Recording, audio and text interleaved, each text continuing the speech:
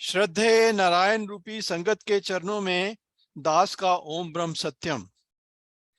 विषय है सत उपदेश अमृत, जो कि जीवन गाथा भाग 2 में पृष्ठ 443 पे है। इसे पढ़ने का दास प्रयास करेगा।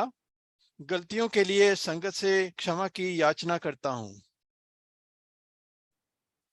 सत उपदेश अमृत 4 सितंबर 1953। महाराज जी कह रहे हैं, इस संसार में जो जीव शरीर धारण करके आता है वह अनेक प्रकार की इच्छाएं लेकर आता है और सुख के सामान जमा करने के लिए दौड़ धूप शुरू कर देता है। तो जो दास था, ये जब इंडिया में था तो उसका, जब वो मेडिकल कॉलेज में था तो उसको ये बहुत शौक था कि वो बाहर जाए, अमेरिका जाए। और उसने बहुत कोशिशें की इसके लिए, क्योंकि बहुत पढ़ाई लिखाई की और कई तरह के इम्तिहान पास किए, तो बहुत दौड़ धूप की। और यहाँ भी जो नई मुल्क में आना और यहाँ पे आके स्ट्रगल करना, वो भी बहुत दौड़ धूप वाला काम है। वह उस वक्त ये नहीं जानता कि तमाम सुख दुख का रूप है, क्योंकि यह सुख आदि अंत वाले हैं। तो जो जब शुरू में यहाँ पे आने का जो वीजा मिला, इमिग्रेशन वीजा मिला, तो दास बड़ा खुश हुआ, क्योंकि इतना यत्न प्रयत्न किया था और बड़ी कोशिशों के बाद वो मंजिल हासिल हुई। और 3-4 महीने तक तो बहुत खुशी रही, लेकिन उसके बाद धीरे धीरे यहाँ की जो दूसरी प्रॉब्लम्स जो हैं या दूसरी चिंताएं हैं वो आने लगी और धीरे धीरे वो सब घटने लगा। हर सुख का अंत दुख है। महाराज जी इतनी बड़ी बात कह रहे हैं कि हर सुख का अंत दुख है। तो इतनी उम्र गुजर गई, अभी तक भी ये बात पूरी तरह से समझ में नहीं आई कि हर सुख का दुख अंत दुख है। महाराज जी कह रहे हैं। तो जो एक जगह पे महाराज जी ने कहा है कि सुख और दुख तो इस शरीर में होते ही रहते हैं, लेकिन उससे परे एक चीज है शांति। वो उससे ऊपर एक चीज है, उसको अनुभव करना चाहिए। शरीर के सुखों दुखों में नहीं पड़ना चाहिए। तो एक गुरबानी में शब्द है, जिस पापी को मिले न ढोई, जिस पापी को मिले न ढोई, शरण आवे ता निर्मल होई, शरण आवे ता निर्मल होई, जिस पापी को मिले न ढोई। जिस पापी को मिले न ढोई। तो दास तो अपने को कभी पापी समझता ही नहीं था, क्योंकि महाराज जी की कृपा से ईमानदारी वाला जीवन था। कोई कोई बुरी आदतें नहीं थी, सिगरेट शराब नहीं पीता था और काफी सच्चा सुथरा जीवन था। लेकिन अब समझ में आता है कि पाप का मतलब ये नहीं है कि चोरी जुआ कत्ल वगैरह। पाप ये जो है काम क्रोध अहंकार लोभ वगैरह में जो मन जाता है वो पाप है। तो जिस पापी को मिले ना ढोई, तो देखा जाए सारी उम्र यही विकार घेरे रहते हैं, काम, क्रोध, लोभ, मोह, अहंकार। तो जिस पापी को मिले ना ढोई, तो जो जिस पापी, ढोई का मतलब होता है आसरा देने वाला, तो दास को भी कोई आसरा देने वाला नहीं है। जिस पापी को मिले ना ढोई, शरण आवे ता निर्मल होई। तो जब वो महाराज जी की शरण में आता है तो उसको पता लगता है कि ये पांच विकार जो हैं बड़े दुखदाई हैं। महाराज जी ने कहा पांच विचार बड़े दुखदाई, जले सकल संसारा।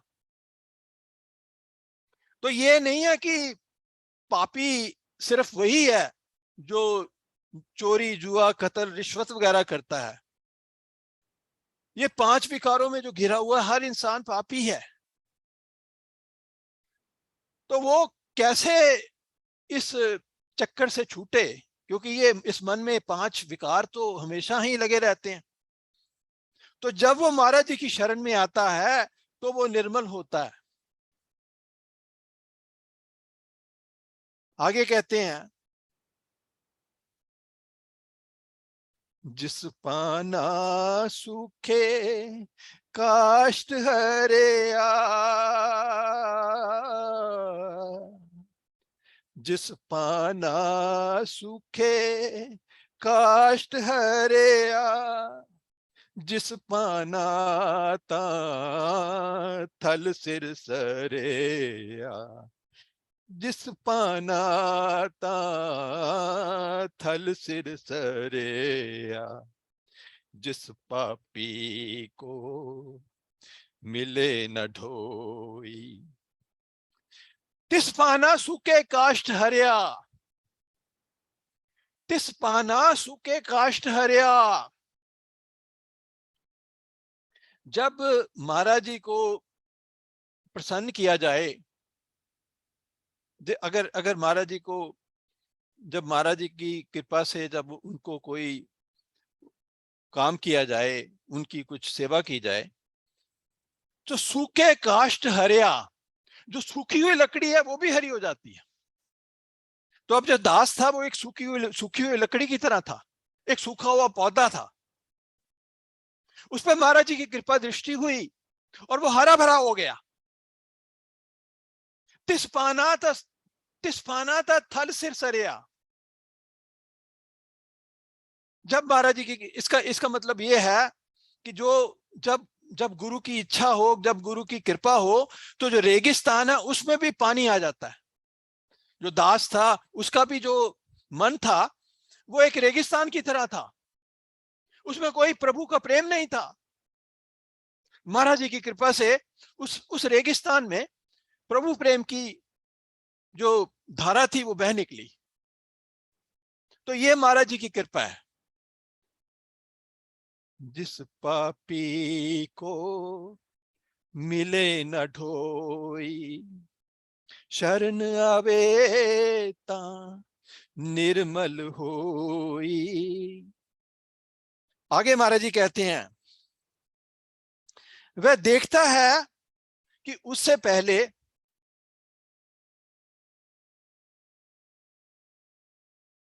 वह देखता है कि उससे पहले इस बागे दुनिया में बहुत लोग आ चुके हैं और उनको इस दुनिया में अपनी उम्र के अनुसार काफी तजुर्बा है और वे सब अपने सुखों को एकत्र करने के लिए बेताब हैं।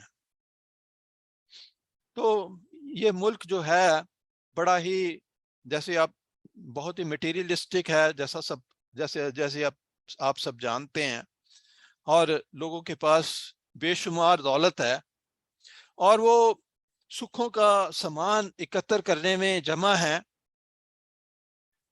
लेकिन उनमें विजडम नहीं है। दास एक बूढ़े आदमी से बात कर रहा था और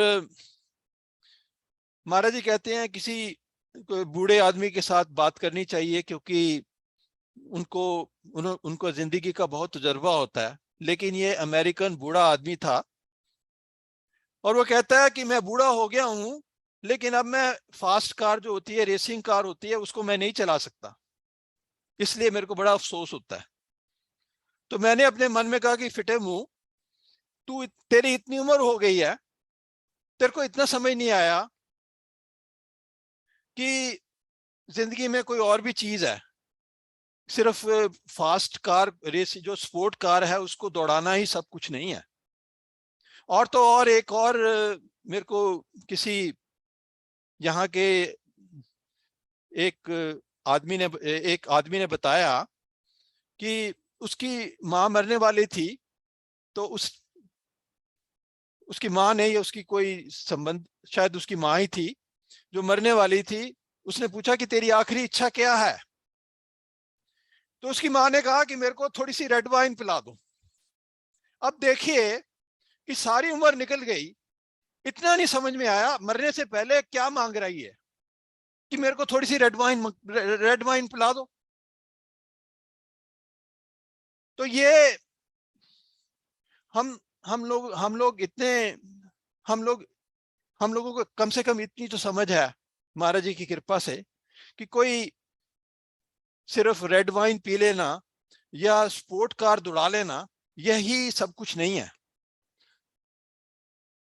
वे ये विचार नहीं करते कि अपनी जद्दोजहद शुरू करने से पहले उन तजर्बागार लोगों की राय दरियाफ्त करें और उनके तजुर्बा से फायदा उठाएं। अब जो दास था, जब इंडिया में था तो लोगों ने कहा भी कोई ऐसी कि अमेरिका में कुछ प्रॉब्लम्स भी हैं, कुछ वहां पे सब कुछ ठीक नहीं है, वहां पे क्राइम है, गन्स हैं, सब कुछ है। पर दास इसको मानने के लिए तैयार नहीं था। बस उसके यही दिमाग में था कि मैं अपने आप जाके देखूंगा, या उसको उसको सुनने को ही तैयार नहीं था। तो अगर वो उन लोगों के तजुर्बे का फायदा उठा लेता तो शायद उसे इतना दौड़ धूप ना करनी पड़ती। उन्हें दरियाफ्त करना चाहिए कि इतनी उम्र तक जो उन्होंने सुखों की तलाश की है, क्या उनकी तसल्ली हो गई है? अगर नहीं हुई तो उन्होंने तमाम सुखों को नामुकम्मल और ना तमाम महसूस किया, तो इस जीव को शुरू से ही शरीर के सुखों से वैराग्य हो जाना चाहिए। तो ये इतना भौतिकवादी, इतना मटेरियलिस्टिक मुल्क है और लोगों के पास ज्यादा पैसा होने से कई खराबियां हैं। जैसे कि अब यहाँ पे लोग जो 19-20 साल के भी जो बच्चे हैं वो ड्रग्स लेते हैं। ये बड़ा कॉमन हो गया। पहले पहले हुआ करता था कि भाई जब दास मेडिकल कॉलेज में था तो शायद एक आध आदमी ही था, एक आदमी एक दो आदमी लड़के थे जो जो कुछ वो मैरी हुआना या ऐसी कोई ड्रग लिया करते थे। लेकिन अब ये बहुत ही कॉमन हो गया। और तो और कई ड्रग्स तो बड़ी खतरनाक है। एक ड्रग है उसका नाम है फेंटेनिल। वो इतनी खतरनाक है कि अगर आज उसको उसको उसको आप अगर छू भी लें या सूंघ भी लें तो भी आप मर सकते हैं, इतनी खतरनाक ड्रग है। लेकिन लोग जो हैं वो नशों के इतने आदी हो चुके हैं। क्योंकि नशों के क्यों आदी हैं? क्योंकि उनके पास कोई अध्यात्मवाद नहीं, उनके पास कोई महाराज जी की शिक्षा नहीं है। उनको जिंदगी के जो तकलीफें हैं उनको उनका समाधान करने के लिए उनके सिर्फ एक ही इलाज है, या तो शराब पी लो या कोई ड्रग ले लो। जैसे कि मैरीजुआना है या कोई हेरोइन है या कोई ऐसी कोई ड्रग ले लो। और कई बार इन ड्रग्स को लेने से उनकी मौत भी हो जाती है। तो आप एक आदमी कितना मजबूर हो सकता है अपनी नशे की आदत से, ये सोचना भी मुश्किल है कि कोई अपने, ये समझ में नहीं आता कि क्यों कोई आदमी ऐसी चीज लेना चाहेगा जिससे उसको ये पॉसिबल है कि वो मर जाए। अगर मरना ही है तो किसी अच्छी चीज के लिए मरो। नशे के लिए मरना ये तो बड़ी शर्म की बात है। अगर मरना है तो धर्म के मार्ग पे मरो। तो मैं एक और यहाँ पे किसी एक और सज्जन से मिला, यहाँ का ही वासी है। तो अच्छा भला आदमी है, मतलब देखने में हमारे आप जैसा ही है, लेकिन उसके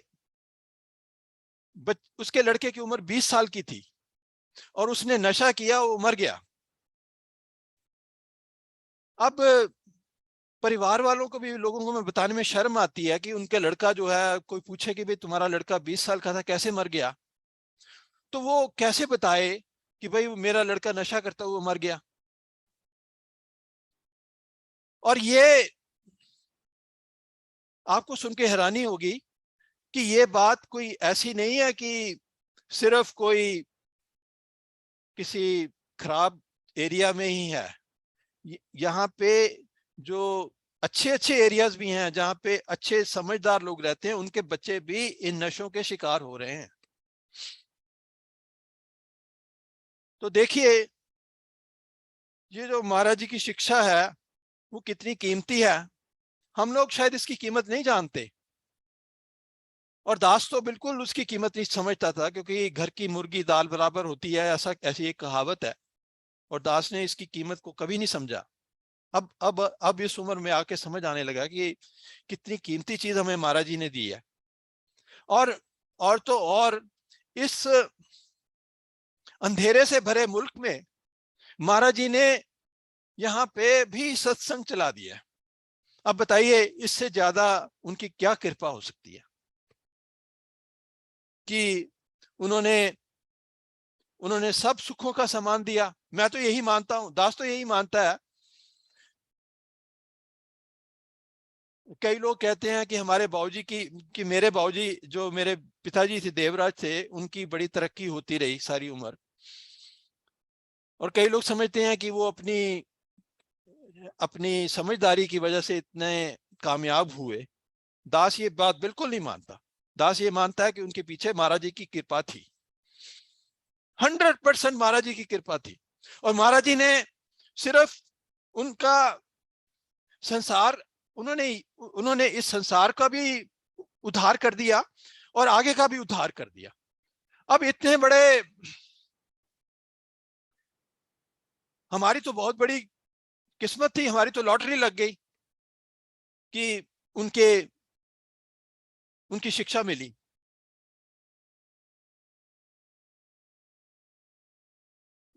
जरा गहरी नजर से देखें तो मालूम होगा कि सब लोग आखिर इस दुनिया से हाथ मलते हुए बिना लक्ष्य प्राप्त ही चल दिए।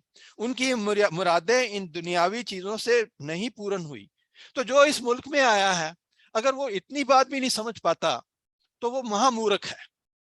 क्योंकि हम लोग देखते हैं कि यहाँ पे, रोज देखते हैं कि यहाँ पे जो इतना अमीर मुल्क है, यहाँ पे जो लोग इतने अमीर हैं, इनका कितना बुरा हाल है। जिन्होंने सारी उम्र सिर्फ शारीरिक भोगों को प्राप्त करने में ही लगा दी।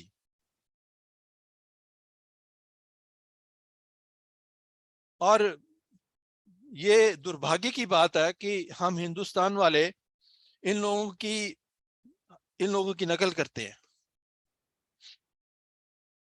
और ये नहीं समझ पाते कि हमारे जो महापुरुष हैं, जो हम वो कितनी बड़ी बातें कह गए हैं। हम यहाँ तक कि हम अपने महापुरुषों को तभी फॉलो करते हैं जब यहाँ के लोग फॉलो करना शुरू कर देते हैं। पहले देखिए कि पहले कोई इंडिया में कोई योगा वगैरह पे कोई ध्यान नहीं देता था। जब यहाँ के लोगों ने योगा करना शुरू कर दिया, अब इंडिया में सारे लोग योगा शुरू कर दिया। तो हम लोगों को ये समझ में आना चाहिए कि हमारे जो पूर्वज थे, जो हमारे ऋषि मुनि थे, वो कितनी बड़ी दौलत दे गए हैं।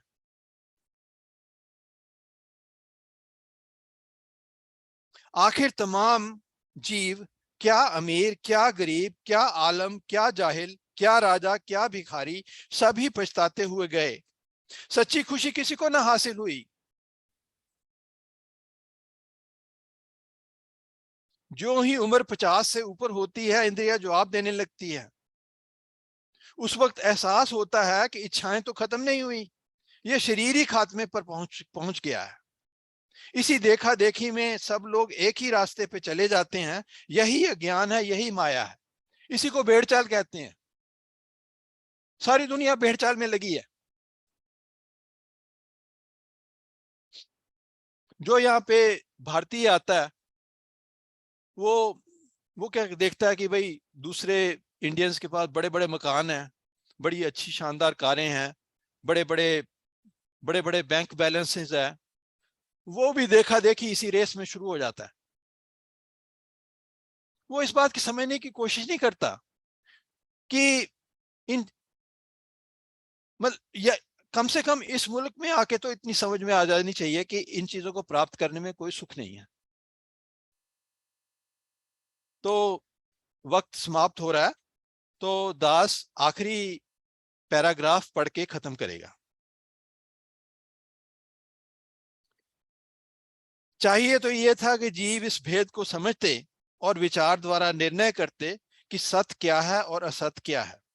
सादा जिंदगी, सादा खुराक, सादा पोशाक, सत विचार और सत प्रयत्न धारण करते। फैशन पुरस्ती, नुमाइशी जिंदगी से परहेज किया जाता। तो फैशन परस्ती तो इतनी बढ़ गई है। नकली पल, नकली आईब्रोज, नकली आईलैशेस, नकली नेल्स, सब कुछ नकली।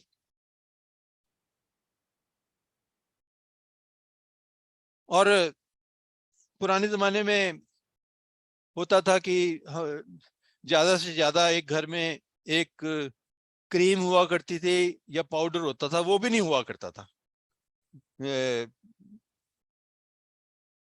अब देखिए कितना सामान है श्रृंगार का, और कई लोग घंटे घंटों घंटों शीशे के आगे बैठे रहते हैं।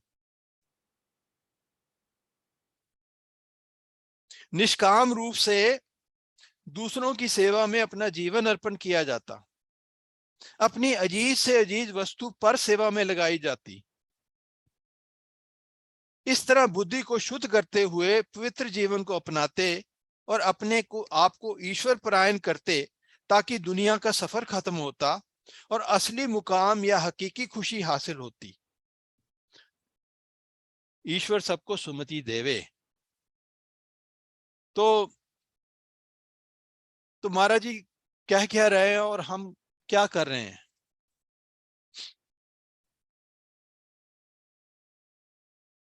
हर आजकल इसकी होड़ लग गई है। हर कोई चाहता है कि उसके पास ज्यादा से ज्यादा ये सुखों का सामान हो जाए। वो दूसरों को देख के जलता रहता है।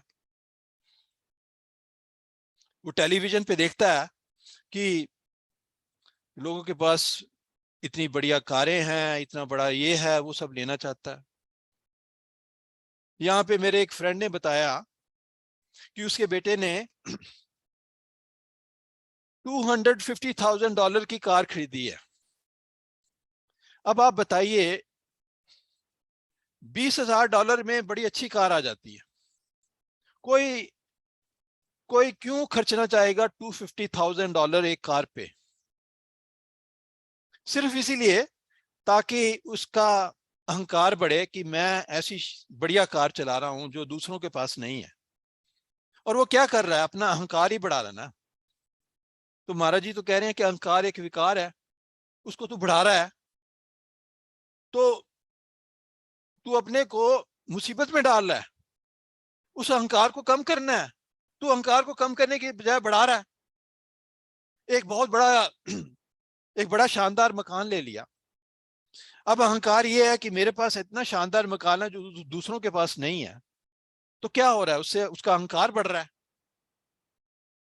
लोग वो डिजाइनर क्लॉथ्स पहनते हैं, एक बड़ी मजेदार बात है कि कई लोग फटी हुई जीन्स पहनते हैं। ये